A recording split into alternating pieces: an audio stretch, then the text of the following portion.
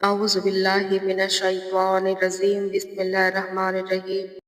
అస్సలాము అలైకుం వరహ్మతుల్లాహి వబరకాతుహు. ఈరోజు మన హదీసు సాధారణ మనిషి.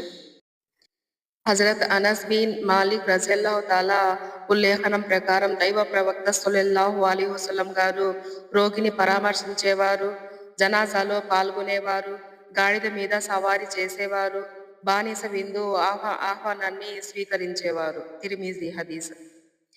వివరణ: ప్రపంచంలో మహోన్నతమైన వ్యక్తి అయినప్పటికీ ఆయన ఒక సామాన్య మెలిగేవారు.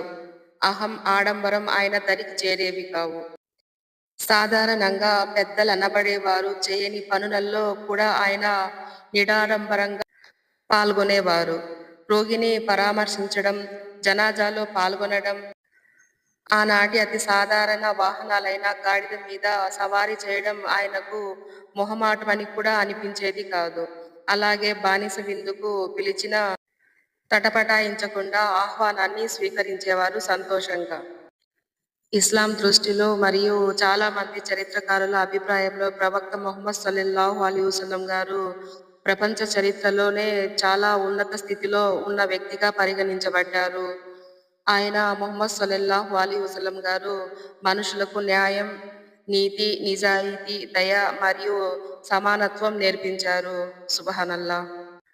అల్లాహ్ సుబ్హానహు వ తఆలా నాకు మరియు మీకు ముహమ్మద్ సల్లల్లాహు అలైహి వసల్లం గారి సున్నత్లను ఆచరించే హిదాయత్ని ఇవ్వుగాక. ఆమీన్ యా రబ్బుల్ ఆలమీన్. అస్సలాము అలైకుం వరహ్మతుల్లాహి వబరకాతుహు.